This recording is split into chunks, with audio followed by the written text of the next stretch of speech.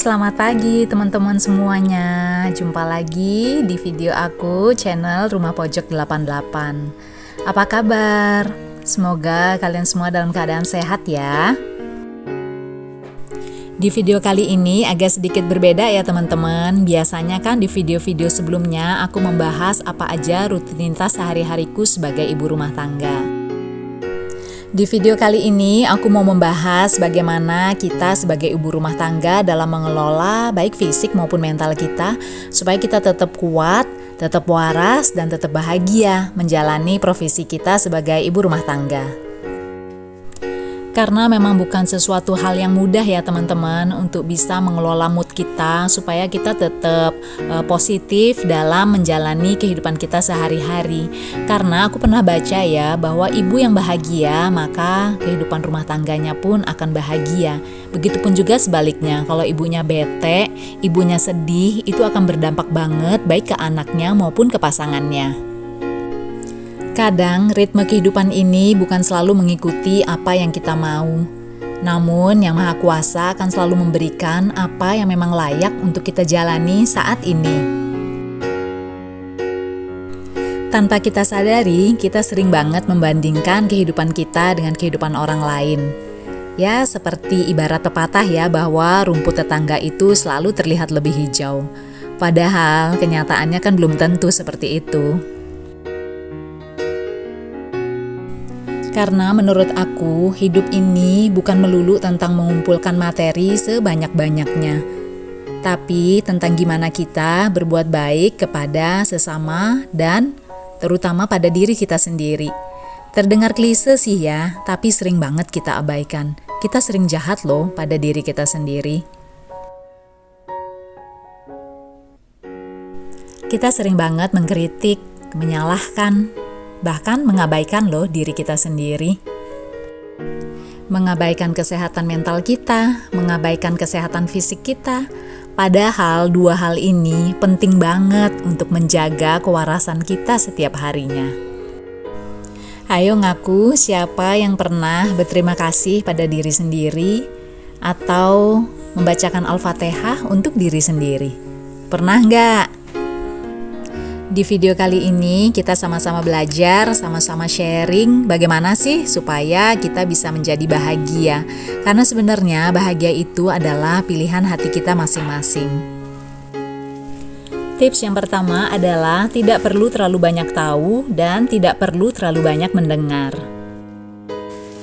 Kadang sebagai manusia itu kita suka kepo ya. Terlalu pengen mencari tahu atau terlalu pengen mendengar sesuatu yang sebenarnya nggak penting untuk kita dengerin. Ujung-ujungnya kita malah jadi overthink dan membuat pikiran kita tuh jadi penuh. Kalau pikiran kita belum udah penuh dan ruwet, gimana kita mau nyelesain apa yang menjadi tugas dan kewajiban kita sehari-hari? Ujung-ujungnya yang kena imbasnya adalah orang-orang dekat di sekitar kita seperti anak dan suami. Banyak juga yang menyalahkan faktor ekonomi sebagai penentu kebahagiaan. Padahal belum tentu loh orang yang kaya raya dia bisa merasa bahagia dan puas dengan kehidupannya. Banyak banget contoh orang yang sederhana, kehidupannya pas-pasan gitu ya, tapi dia tuh merasa bahagia dan cukup banget dengan apa yang udah dia miliki sekarang.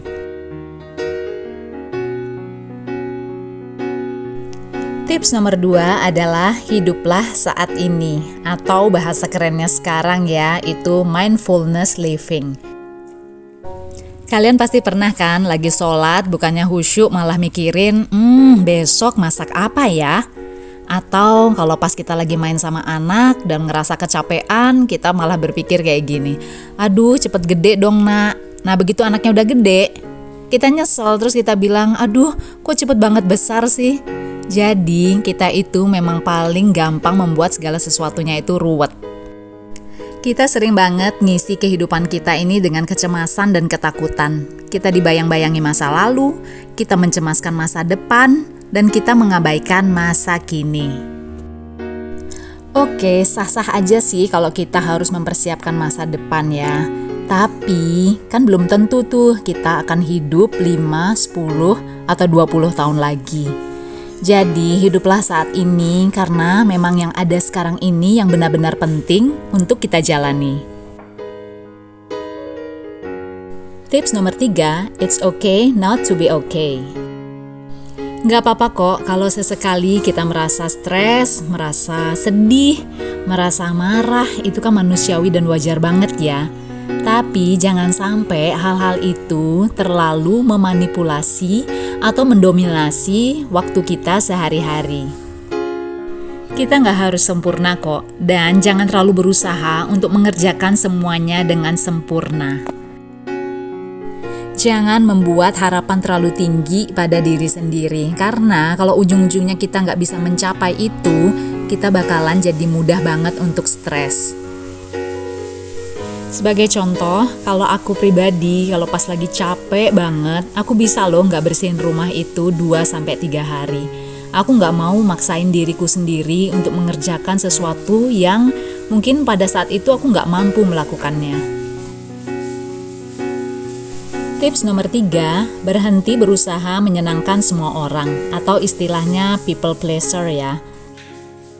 Ada kan tipe orang yang gak enakan hati gitu. Jadi dia sering mengesampingkan apa yang dia rasain demi untuk membuat orang lain itu senang atau nyaman.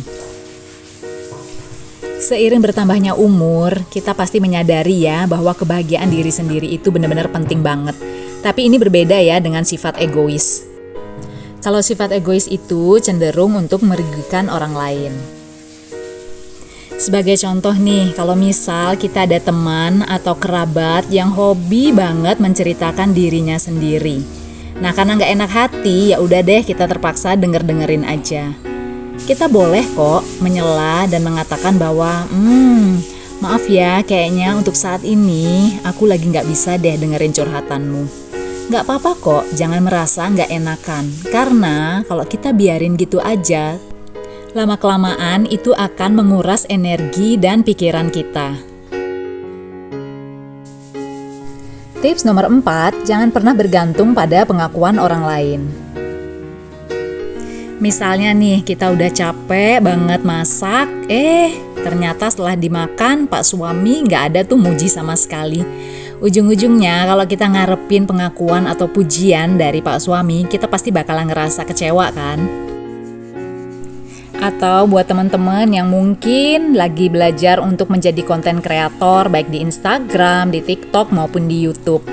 Nah, pasti awal-awal kepikiran dong apakah konten-konten yang kita buat itu akan diterima, akan mendapat like, komen, ataupun akan di-share kayak gitu.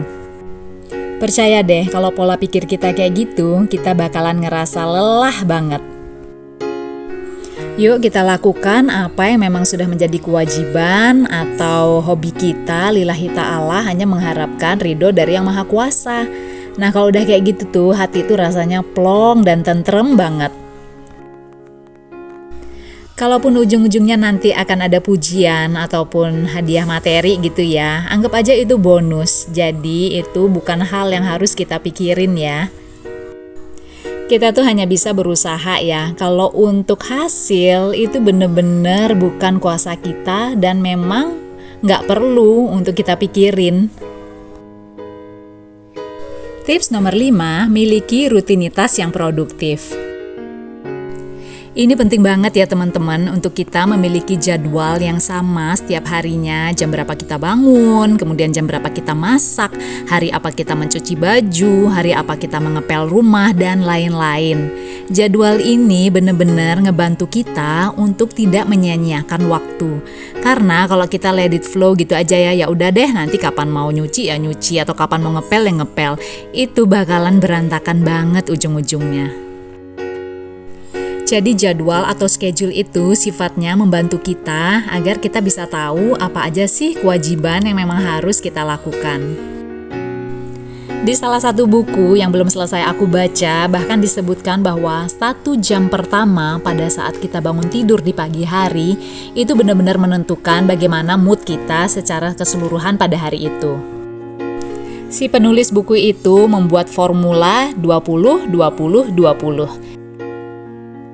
Jadi 20 menit pertama digunakan untuk kita bersembahyang atau berdoa ya teman-teman. Kemudian 20 menit kedua digunakan untuk kita beraktivitas fisik, misalnya olahraga ringan. Dan di 20 menit terakhir yang ketiga digunakan untuk kita membaca buku, mendengarkan ceramah agama mungkin, atau mendengarkan podcast-podcast edukatif yang sifatnya bisa meningkatkan kesehatan mental kita. Kalau teman-teman masih ingat, mungkin pada saat kita sekolah dulu ya, zaman SD atau SMP, pasti pernah dong belajar pada saat sebelum atau sesudah sholat subuh ya. Itu rasanya beda banget ya, kayaknya pelajarannya itu jadi mudah banget untuk meresap ke otak kita. Jadi bangun tidur, jangan langsung pegang HP ya teman-teman, apalagi langsung nge-scroll media sosial. Percaya deh, itu bakalan bikin mood kita jadi jelek seharian. Tips terakhir atau tips nomor 6 adalah jaga jarak dengan orang toksik. Orang toksik itu yang kayak gimana sih? Orang toksik itu yang bisa menguras energi kita dan membuat mood kita itu jadi nggak baik-baik saja.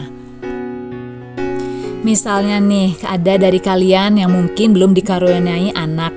Pasti sering banget dong ya dapat pertanyaan dari temen ataupun dari kerabat dekat yang berulang-ulang tentang kapan punya anak, kok belum punya anak. Percaya deh ya, orang-orang kayak gitu gak usah diladenin, kalau bisa menghindar. Atau contoh lainnya, mungkin kalian pernah punya kenalan yang kerjanya itu membanggakan dirinya sendiri. Jadi orang-orang kayak gini gak akan memberikan kita ruang untuk kita bisa cerita, misalnya kita lagi dapat rezeki atau kebahagiaan. Mereka pasti akan membandingkan dengan kebahagiaan yang mereka miliki. Pokoknya gak pernah mau kalah deh. Pastiin kalian bisa menghindar atau jaga jarak ya untuk orang-orang toksik seperti ini.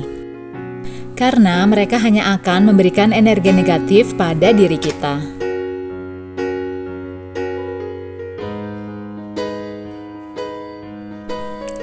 Semoga 6 tips yang aku sharing kepada teman-teman semua bisa bermanfaat ya, untuk tetap menjaga kewarasan kita sebagai ibu rumah tangga supaya kita bisa bahagia menjalani hari-hari ini.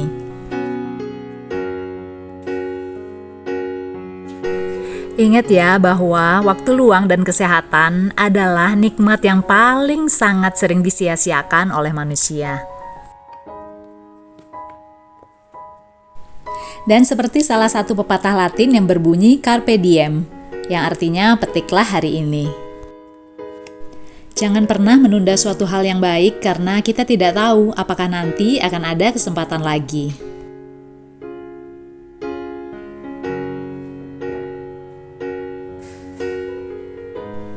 Terima kasih banyak ya buat teman-teman yang sudah menyimak video ini hingga selesai. Kalau kalian suka video-video seperti ini, silahkan klik like, komen, share, dan subscribe. Akan ada video baru setiap hari Minggu. Sampai jumpa di video berikutnya. Dadah!